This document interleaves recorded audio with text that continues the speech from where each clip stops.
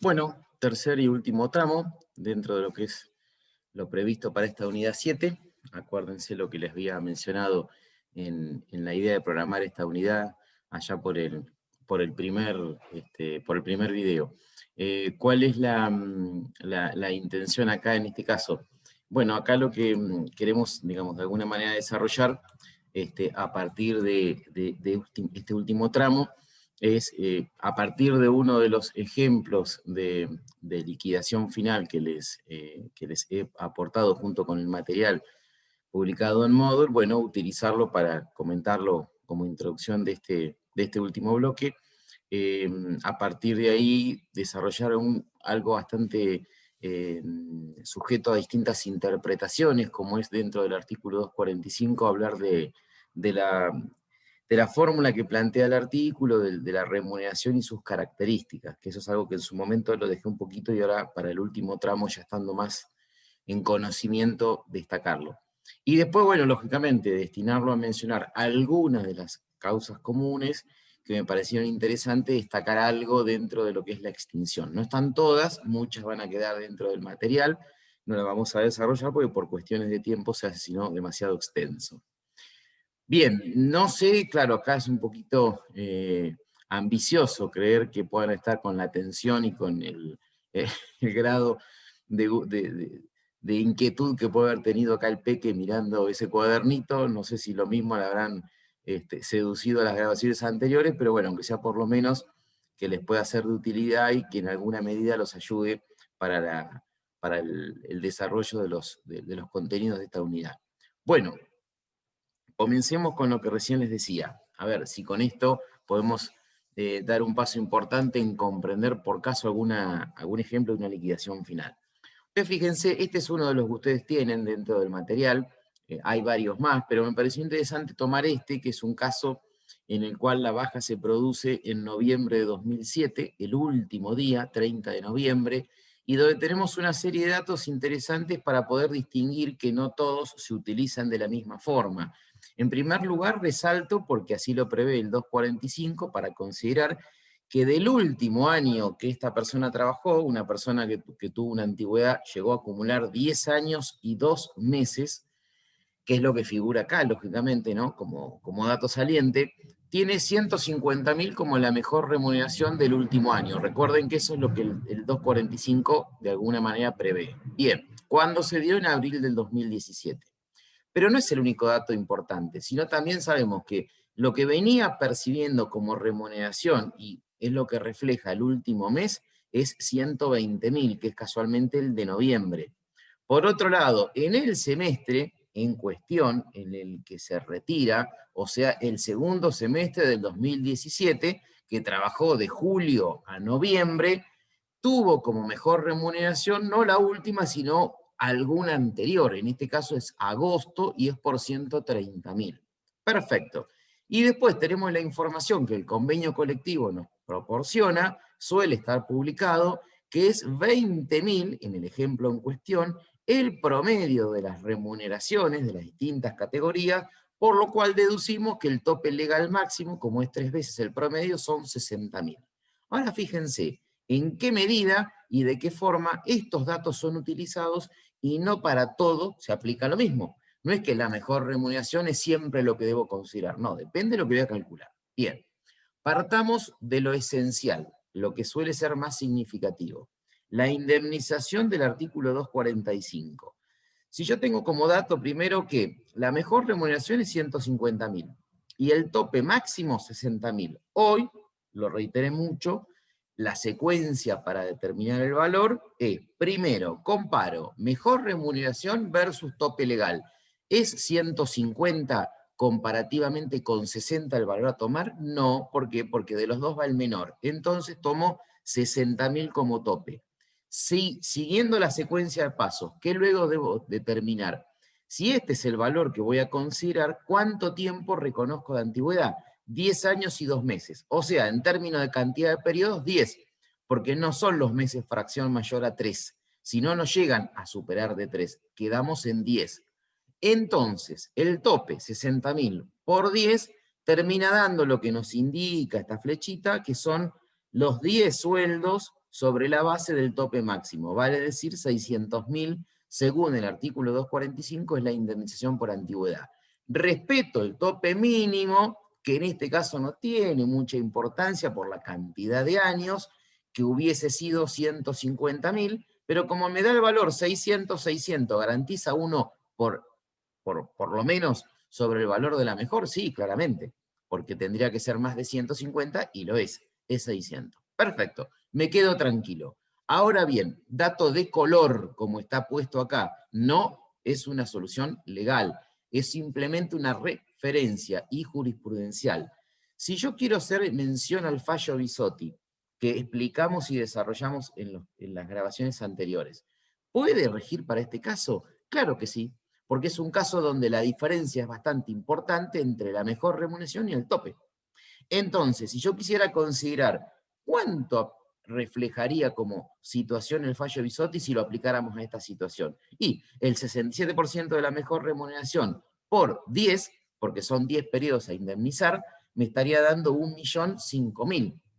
No es ni los 150.000 por 10, que es 1,5 millones, cosa que no se puede porque hay un tope, ni tampoco sería los 600.000 lisa y llanamente el tope por los 10 periodos. Siempre es algo intermedio, por eso habla de un 67%. Pero no es la solución legal, es una referencia. Para que esto ocurra y para lograr este objetivo, tendrá el empleado, en este caso en cuestión, XX, no importa quién, hacer una demanda, ir a la justicia y reclamar a esta empresa que le va a pagar 600.000 que está disconforme, que está siendo perjudicado, que su situación es de confiscatoriedad, como le pasó a Bisotti.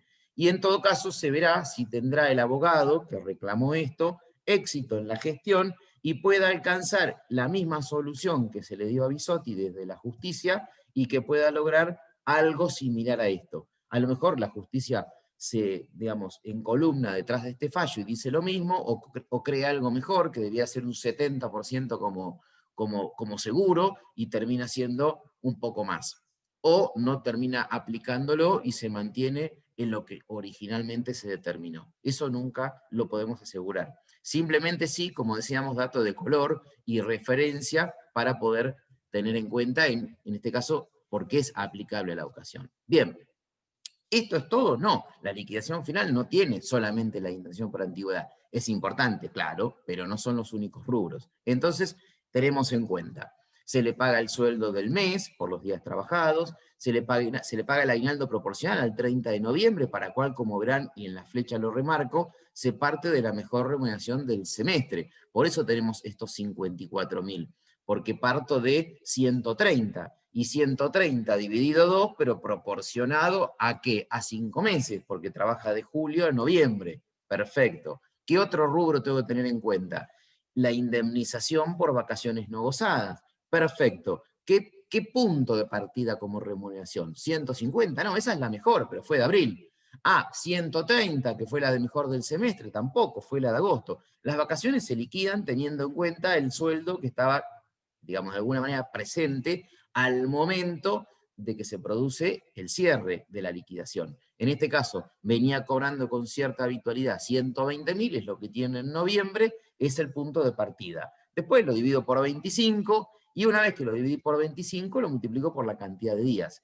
Si este buen hombre o buena mujer, al despedirlo, tenía de antigüedad 10 años y 2 meses, por tabla le corresponden 28 días, pero no trabajó todo el año. Entonces, ante esto, proporciono los 28 días en base a 11 meses de 12 que tiene el año. Me da una fracción menor que 28, porque es 11/12, y me termina generando un valor de indemnización de 123.200. Claro, después lo divido por 12, y la 12ª parte es el SAC de las vacaciones no gozadas. En este caso se agrega también el preaviso. ¿Por qué? Porque es un caso donde lo hemos planteado así, que consideramos que faltó hacer el preaviso. Por faltar se sustituye con una indemnización. ¿Qué consideración tengo en cuenta como punto de partida en remuneración a tomar? La que hubiese cobrado si continuaba como estaba trabajando. Hubiese cobrado con normalidad una remuneración de 120, salvo que me indiquen lo contrario.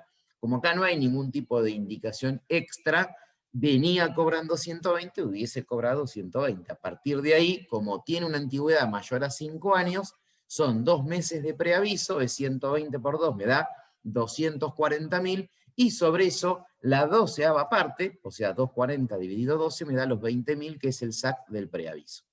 De esta manera, llevamos a cabo una liquidación final con una determinada característica o datos, como los que ustedes ven, y quise demostrarles, que es lo que está de alguna manera proporcionado como material dentro de la teoría para que vean distintas situaciones, que no siempre se usa el mismo dato, como es la mejor remuneración, sino que hay que analizar qué rubro indemnizatorio voy a liquidar. Bien, avanzamos entonces en los temas. Esto es un tema que no me pareció, o sea, es fundamental e importante, sí, es muy importante, pero no me pareció saliente mencionarlo al comienzo porque estábamos empezando a conocer el origen de la temática, la unidad y el desarrollo de los temas. Pero acá creo que estamos, si hasta altura fuimos siguiendo el material y los videos, en condiciones de poder mencionar esta cuestión que me parece que es muy importante. Tiene que ver con la redacción del 245 en algo saliente que yo en su momento lo mencioné, pero no hice demasiado o no presté demasiada atención. Fíjense que el artículo 245 habla que debo tomar del último año trabajado, o si fuera menos tiempo, del tiempo que haya tenido vigencia el contrato de trabajo, y dice, mejor remuneración mensual, normal y habitual de vengada. Son muchos términos y muchas veces no está claro cómo, digamos, acotar o delimitar cada uno de estos términos que menciona en cuanto a remuneración, y obviamente tiene mucha incidencia. Entonces yo lo que hice fue, y quise hacerlo lo más colorido posible, como para remarcar y generar diferencias, un término o un concepto asociado a por qué referimos a cada una de estas cuestiones y cómo se pueden entender un poquito mejor. A ver, cuando hablamos de vengada, hacemos referencia a que tiene que ser aquella remuneración que el trabajador haya podido obtener, ganar o generar, independientemente de que lo haya cobrado o no. Y tiene mucho que ver con los aumentos salariales. Por ejemplo, un caso concreto que es vigente y actual. Yo, por ejemplo, en el mes de septiembre, cuando hice la liquidación de los sueldos, en los trabajadores rurales, que puede ser aplicable tranquilamente, pero si no en cualquier otra situación, puedo aplicarlo también al gremio de empleados de comercio, porque también se dio. Cuando uno liquidó el sueldo, todavía no estaba en conocimiento de la paritaria con el aumento salarial, entonces el incremento no lo tuvimos presente. Lo vamos a tener presente cuando hagamos octubre y reconozcamos un retroactivo. Si yo tengo que despedir a alguien y obviamente tengo que basarme en los sueldos liquidados, yo en la liquidación no tuve en cuenta el aumento, pero está previsto que fuera en septiembre y el trabajador, digamos, el mes de septiembre las tareas las realizó, la prestación se llevó a cabo, es decir, se devengó esa remuneración más allá de que no la haya cobrado, porque por una cuestión de tiempos y de criterios de liquidación no se conocía ni se pudo aplicar, pero luego fue aplicable. Entonces, muchas veces en situaciones como esta, rige este término, lo de devengado, en cuanto a cómo considerarlo. Otra de las palabras o de los conceptos que tiene remuneración que muchas veces nos genera también interpretaciones encontradas. El término mensual. Bueno, este es fundamental y en este quiero dejar en claro un criterio nuestro como cátedra, porque válidamente así vamos a considerar las resoluciones de los ejercicios. Cuando hablamos de mensual, hacemos hincapié en que se debe ir devengando la remuneración durante todos los meses. Y acá es donde nace la discrepancia que, por ejemplo, se da en la jurisprudencia, tanto a nivel nacional como a nivel provincial. Nosotros adherimos más al criterio nacional en el sentido de no contemplar la incidencia del SAC para determinar la mejor remuneración. Pero, por ejemplo, en los tribunales de la provincia de Buenos Aires sí lo contemplan. Entonces, se dan situaciones de conflicto y de interpretaciones encontradas.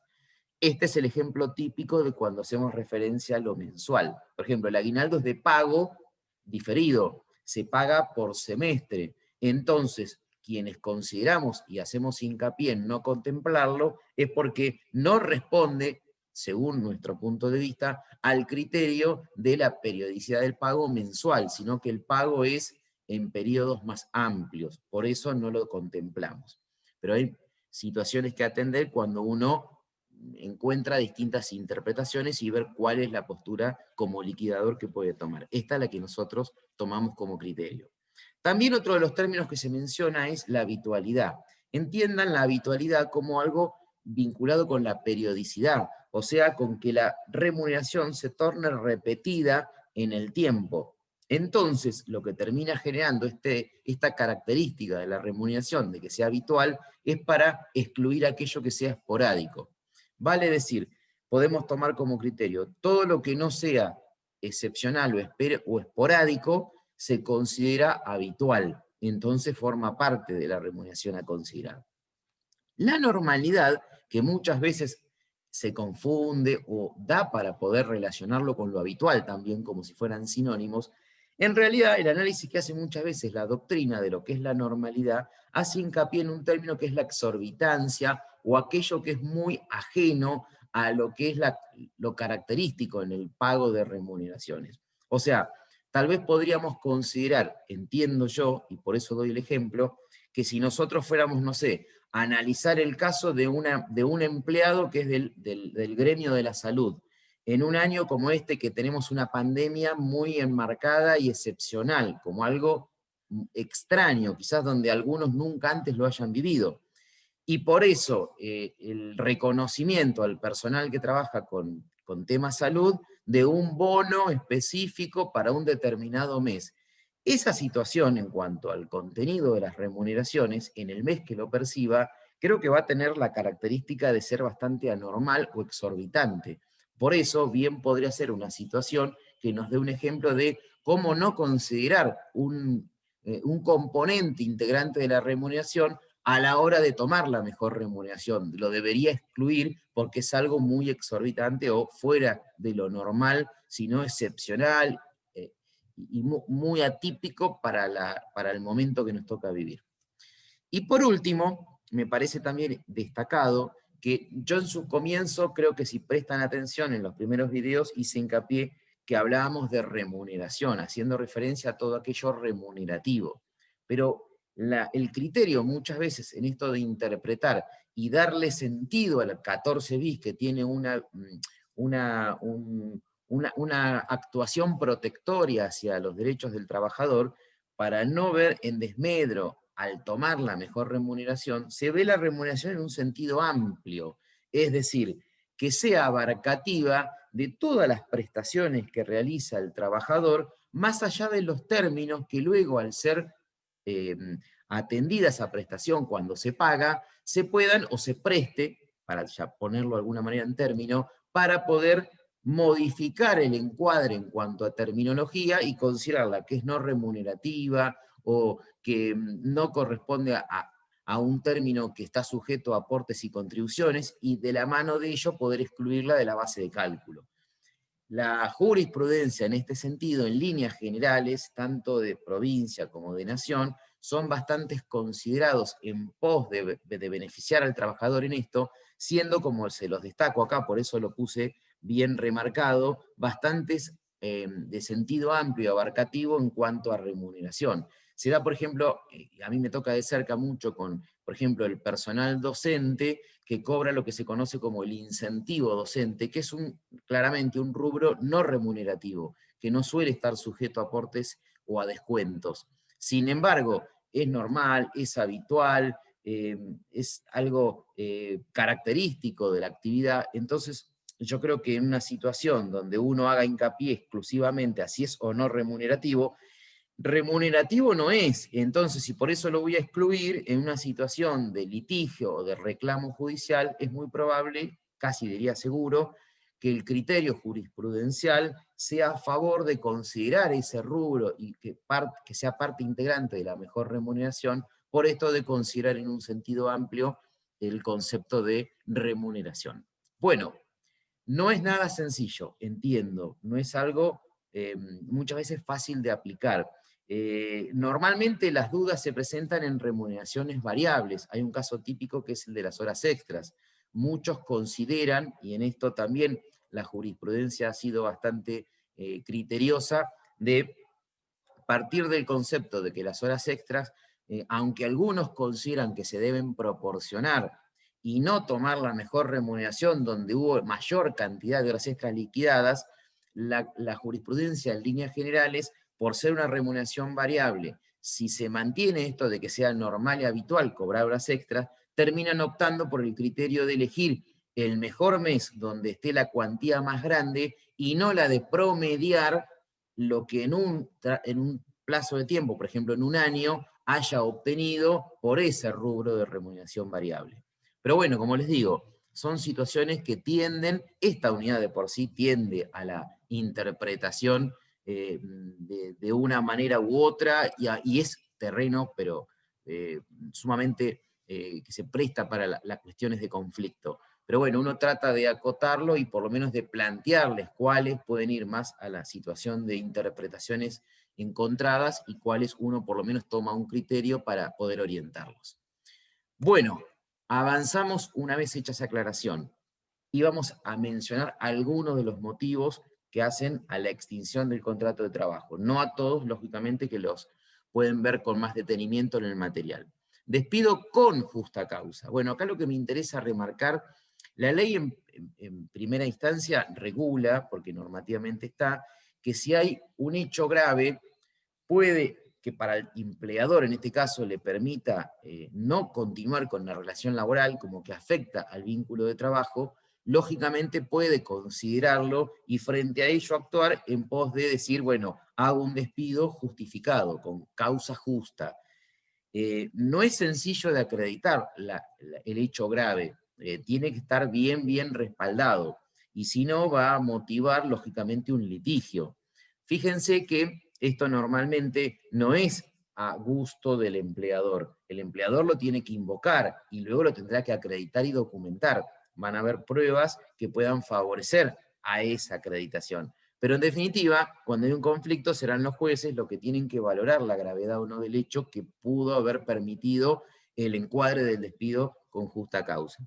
Lo que nosotros recalcamos muchas veces es que si hay un hecho determinante, incontrastable, que no va a quedar ningún tipo de dudas, bueno, se va a facilitar la situación. Pero cuando a veces son pequeñas situaciones que se han ido sumando de manera acumulativa y que fueron provocando un seguimiento, seamos muy cuidadosos en conservar los antecedentes debidamente documentados, porque puede a veces surgir como consecuencia de una acumulación de situaciones que terminan desembocando en el despido con justa causa.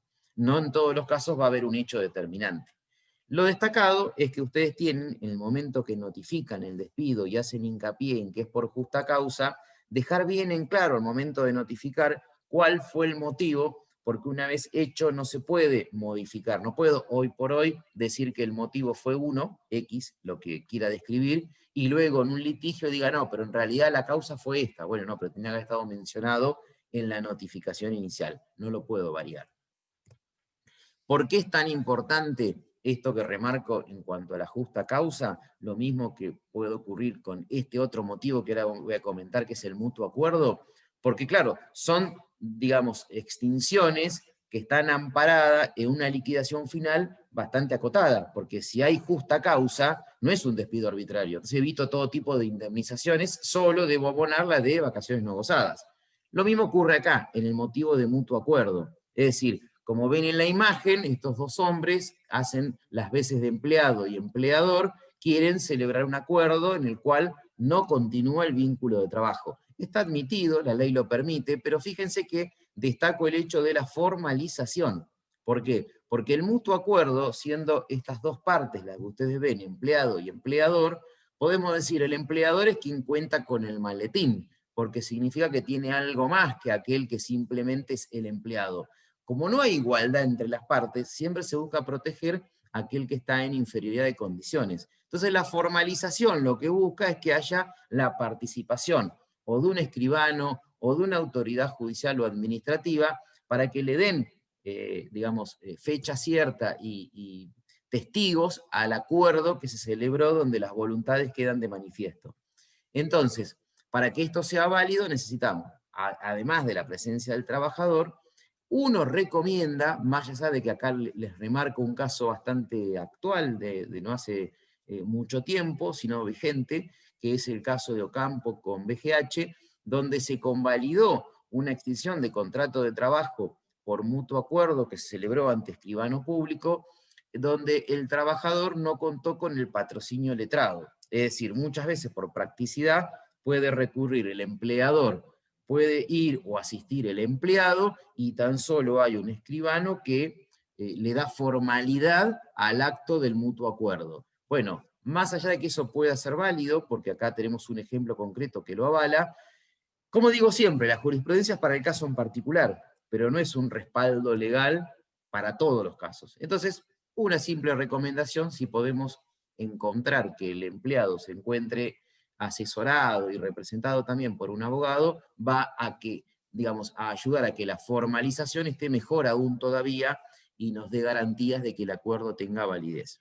Bien, el mutuo acuerdo, es decir, estamos de acuerdo en interrumpir el vínculo de trabajo. Entonces, la liquidación final, como si fuera, como mencioné anteriormente, un despido con justa causa, tiene rubros acotados, o sea, lo que trabajó y las vacaciones no gozadas. Después, lógicamente, no va a haber rubros indemnizatorios. A veces en la práctica es muy común, y esto debo decírselos, el mutuo acuerdo va de la mano con que algo de reconocimiento, del estilo de una gratificación, o algo para que el acuerdo se pueda llegar. Muchas veces el trabajador acepta el mutuo acuerdo, pero con algo a cambio. Entonces suele participar de la fórmula del mutuo acuerdo. Pero bueno, legalmente no está previsto ningún tipo de indemnización. Es una cuestión a veces que se da en la práctica y ayuda a encontrar el mutuo acuerdo. Bien. De la misma forma les planteo como otra de las causales el abandono del trabajo que hace el empleado. Cuando el empleado encontramos que se empieza a ausentar, no tengo justificativo alguno, encuentro que no da ningún tipo de aviso, y entonces ¿cómo sostengo la relación?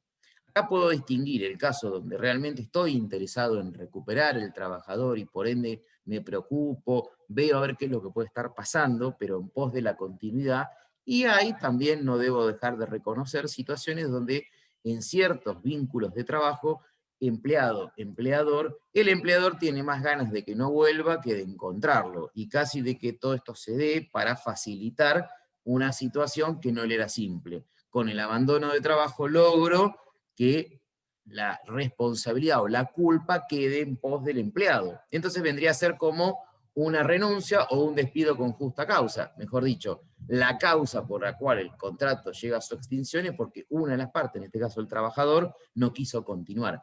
Pero debo acreditar la situación, se debe configurar como tal el abandono de trabajo. Entonces, para ello, hacemos hincapié en que debió la empresa o el empleador digamos, notificarlo al empleado, intimándolo a que se presente a trabajar o justifique las inasistencias, porque si no pudo, porque tuvo un accidente y está internado, se sobreentiende que en algún momento va a reaparecer, pero no tuvo la posibilidad por la gravedad de la situación de notificarlo.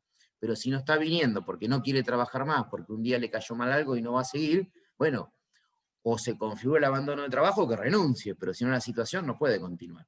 Bien.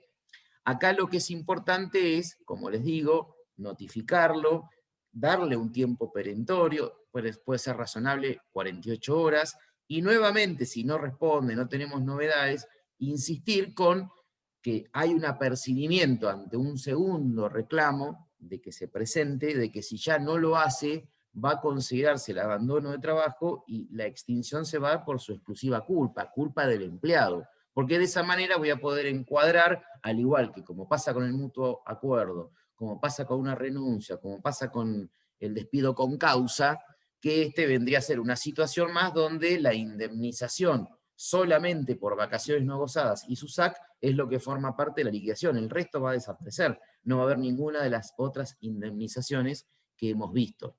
Claro, esta situación más de una vez, como les decía, puede generar que uno esté deseando esto. O sea, mejor no volver a encontrarlo y que pasen las 48 horas y el abandono se configure. Pero bueno, tengamos en claro que tenemos que actuar y no como en la figura, cuando el empleado quiera volver a regresar, uno cerrarle la puerta en la cara y no atenderlo. No, es un hecho a tener en cuenta, más allá de situaciones en particular. Bien, otro de los motivos que me pareció destacar, jubilación. No tanto jubilación por las implicancias en la liquidación final. Normalmente la jubilación va de la mano con una renuncia, o sea, yo termino renunciando porque me puedo acoger a los beneficios de la jubilación y a partir de ahí voy a empezar a cobrar una jubilación y dejo de trabajar.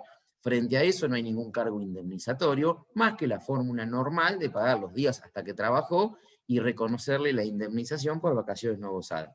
Pero lo destaco, y está lo más saliente vinculado con este motivo de extinción, tiene que ver para los casos en los que uno, como en el anterior, desea, anhela, busca que el vínculo finalice.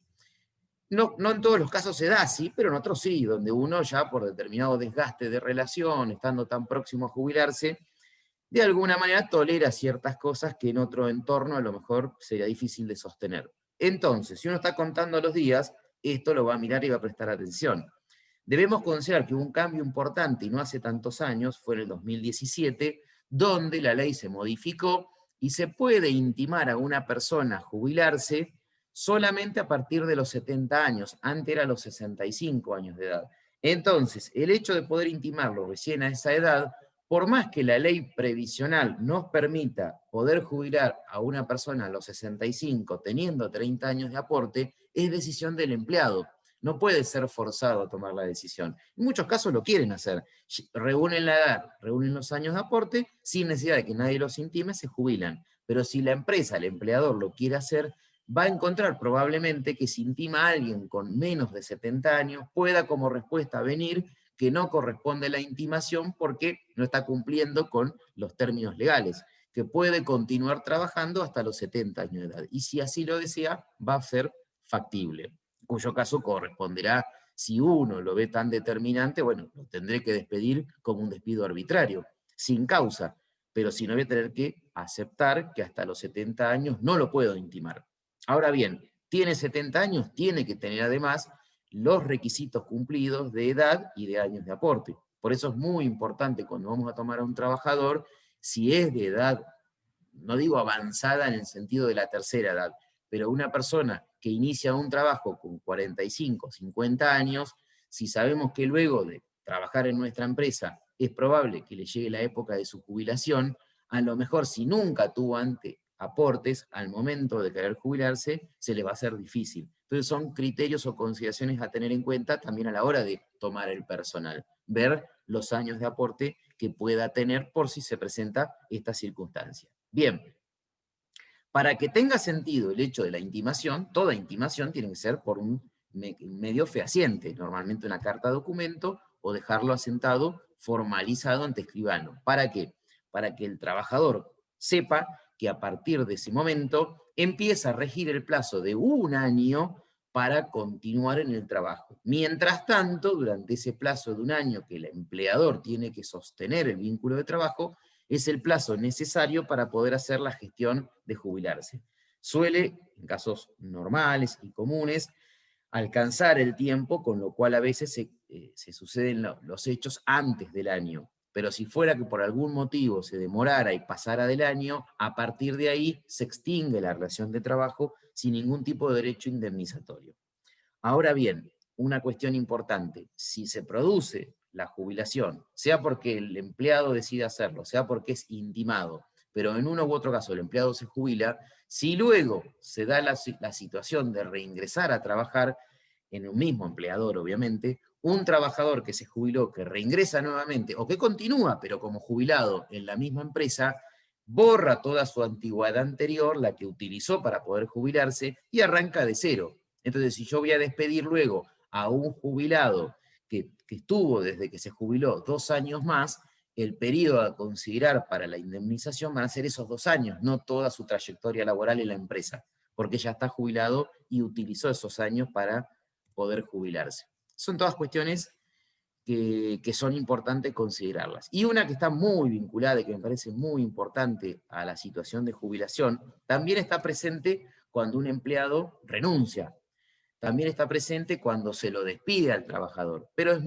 está muy presente en la situación puntual de jubilación, como es la entrega de los certificados de servicios.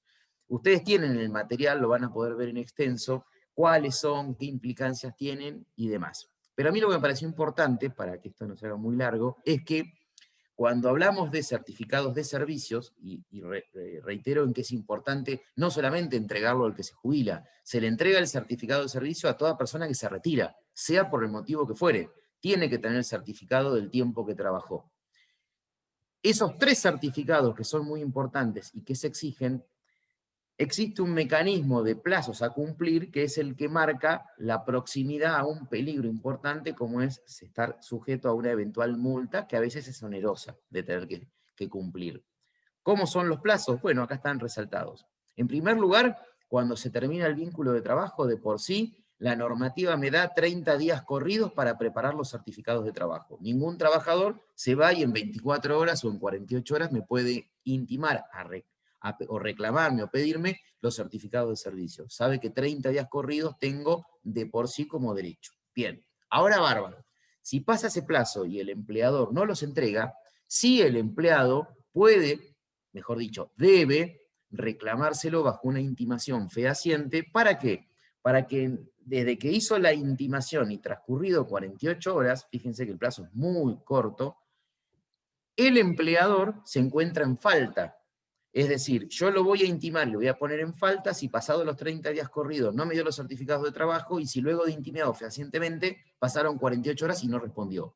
¿Y por qué lo pongo en falta y qué puedo obtener con eso? Y puedo reclamar una indemnización especial que prevé una ley que genera multas a actitudes como esta, que es la 25345, que el miércoles cuando nos veamos sincrónicamente se los voy a comentar, que es una multa que son 3 sueldos sobre la base de la mejor remuneración, con lo cual no es para, digamos, dejarlo de lado, es una situación que puede motivar y generar un riesgo y un costo económico, por lo tanto hay que estar muy atentos. Y nosotros sobre todo porque somos generalmente los que participamos, directa o indirectamente, de la generación de esos certificados de servicio. Bien, vencimiento del plazo de la tarea. Tiene que ver esencialmente cuando la relación de trabajo se da vinculada por un contrato o a plazo fijo, si es el plazo el que marca el final, o un contrato de trabajo eventual cuando la eventualidad está asociada a una determinada tarea. Entonces se termina la tarea, se termina el vínculo de trabajo. En estos casos lo importante, y por eso lo resalto, es el término de duración del vínculo en el trabajo. ¿Por qué? Porque cuando hay contratos, si el término es menor a 1 año, no hay indemnizaciones asociadas, o sea, no está la indemnización por el artículo 245. En cambio, si el vínculo laboral fue por un contrato que abarcó 1 año o más, o sea, alcanzan el año o lo superan, ya estamos en presencia de reconocer las indemnizaciones y en el caso de la indemnización por antigüedad hablamos de una indemnización, si bien es reducida, pero al 50% del valor que naturalmente corresponda determinar. Con lo cual es para tenerlo en cuenta. Claro, hay un agregado importante. Tienen que ser vencimientos de plazo que se hayan cumplido íntegramente y que haya estado la fórmula del preaviso. Porque si yo no le aviso a alguien y le doy el preaviso de que vencido el contrato va a quedar extinguida la relación de trabajo, se transforma en un contrato a tiempo indeterminado. Entonces ahí voy directamente al 245 completo. ¿Por qué? Porque es una situación fuera de una contratación. Ya quedó efectivo, podríamos decir.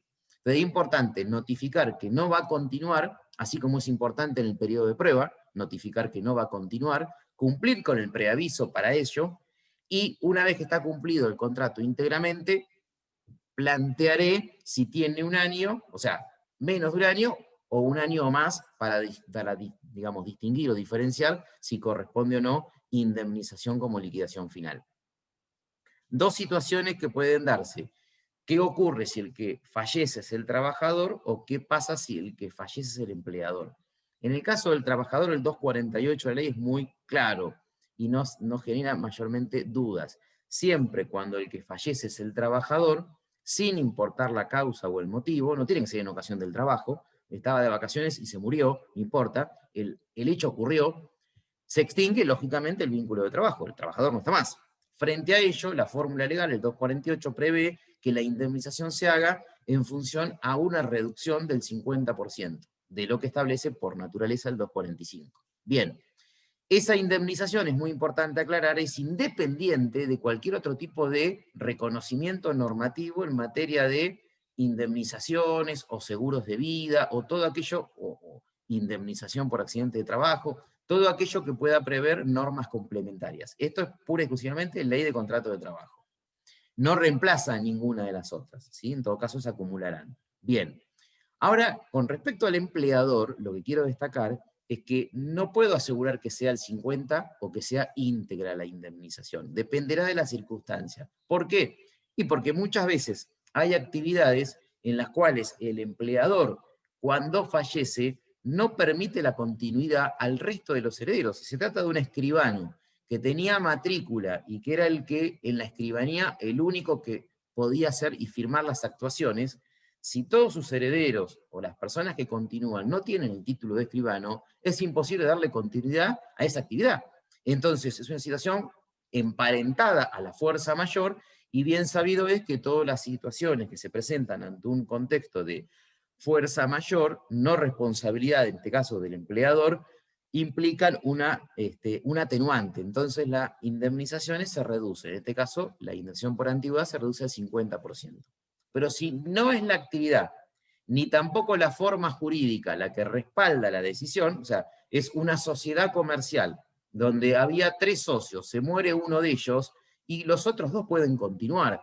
Es decir, hay que ver el planteo de la situación. Si los otros 2 socios, una vez que murió el tercero, a un empleado ya lo tenían entre ceja y ceja y no querían que continuara, si quieren usufructuar esa situación ocurrida para poder despedirlo y hacer hincapié en que fue un hecho de fuerza mayor, probablemente, si se reclama o si se llega a una situación de conflicto, obtenga resultado favorable el trabajador si se le quiere indemnizar con el 50%, porque van a entender que no había necesidad de despedirlo, porque la actividad pudo continuar y porque la empresa pudo contemplar lo que, digamos, llevar adelante la actividad sin uno de los miembros. Con lo cual, ahí aplicaría un despido sin justa causa. Entonces, como no hay una causa válida, hay que indemnizar al 100%. Pero por eso digo, hay que analizar el contexto en que se da cada uno de estos hechos que estamos mencionando. Bien, para terminar, el tema de la incapacidad.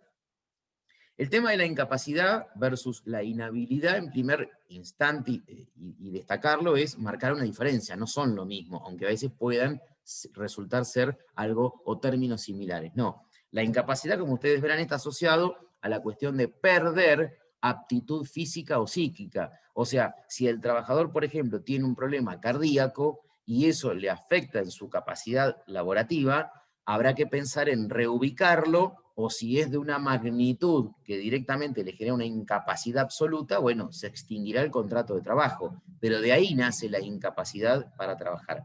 En cambio, la inhabilidad es perder una habilitación determinada, un requisito válido para desempeñar el trabajo, que por algún motivo lo dejo de tener. El caso típico es el del chofer, que pierde la posibilidad de renovar su carnet de conducir por algún problema. Si no logro renovar el carnet de conductor, no puedo ser un chofer, no puedo conducir un vehículo, porque es un requisito indispensable.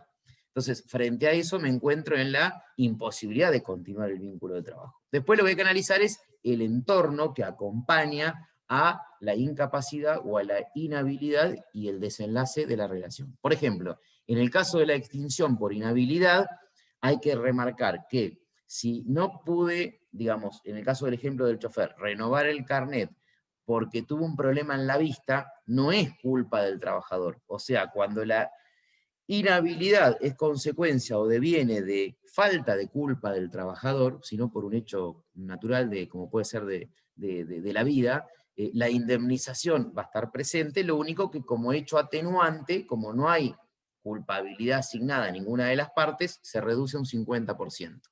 Ahora, cuando fuera culposo o doloso, o sea, a propósito, con intención por parte del empleado, no sé si decir fácilmente a propósito, pero muchas veces puede darse que si uno, y esto es conocido, conduce con alcohol en sangre, a veces aún sin tener una alta graduación de alcohol, puede generar que ante un control de tránsito sea un hecho determinante para no poder mantener la habilitación, o sea, en este caso el carnet de conducir.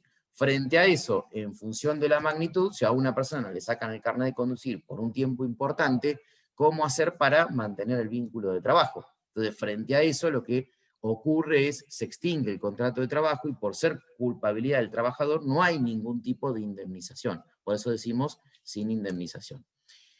Desde el punto de vista de la incapacidad, lo primero que debo remarcar es que la intención que tiene la norma, o sea, el legislador, lo que en su momento pensó, es que primeramente se trate de reubicar a la persona. Siempre se está en favor de la continuidad, porque decimos que el contrato de trabajo es de tracto sucesivo, apunta a que sea por tiempo indeterminado y a sostener el trabajo. Si esto pudiera ser factible, es una solución y se evita la extinción. ¿Por qué? Porque aún con una capacidad distinta puede ser reubicado en una tarea diferente, en tanto y en cuanto yo garantice el mismo sueldo. Bien, ahora, cuando esto no lo puedo lograr, cuando no se puede dar la reubicación, hay que analizar. Puede ocurrir que no se pueda dar porque la incapacidad es absoluta. Si está absolutamente incapacitado para trabajar, no puede continuar. Eso es claro. Frente a ello, lo que prevé la ley es indemnizar por el 245, al 100% de la indemnización. Esa situación, imposible de preverla. En el caso de que la incapacidad afecte al trabajador de manera parcial, o sea, podemos decir que sea inferior a las 2/3 partes, que es generalmente el criterio de la jurisprudencia, ahí hay que analizar si el empresario y el empleador buscó reubicarlo, pero puede acreditar que era imposible, que no había ninguna tarea que por su capacidad, su nueva capacidad pueda hacer, bueno, ahí no hay culpabilidad del empresario, entonces es un atenuante y la indemnización es reducida al 50%. Pero si no tuvo ningún tipo de intención de reubicarlo, cuando lo pudiera hacer, o sea, había algún margen, no pudo acreditar que era imposible, pero no quiso, directamente lo despidió. Bueno, frente a eso va a haber que asumir una indemnización común del 245, es decir, una indemnización al 100%. Bueno, con esto llegamos al final, ¿sí? Pueden celebrar, como la pantalla lo indica, como está acá. Yo también, estamos todos contentos, realmente son varios encuentros que van generando un cierto cansancio. Así que hemos concluido. Bueno, espero que tengan mucha suerte en cuanto al desarrollo de estos contenidos. Ojalá los pueda haber ayudado o haya sido una colaboración. Sepan que cualquier inquietud, como lo he dicho siempre, nos pueden escribir. Y no olviden, y en esto hago hincapié, que los voy a esperar, están nuevamente invitados, recomiendo que así lo hagan, que el miércoles 28 de octubre, a partir de las 14:30, que es cuando les propongo el encuentro sincrónico, demos un cierre a esta unidad, donde hay algunos temas que han quedado pendientes, que no lo hemos podido desarrollar, y donde podamos tener una pequeña puesta en común de algunas inquietudes que seguramente puedan surgir. Hagan lo posible de mirar algunos de estos materiales y lo que les dimos y hemos publicado en Moodle para que puedan entender de qué estamos hablando, ¿no? Porque si no va a ser complejo. Bueno, muchas gracias y seguimos conectados.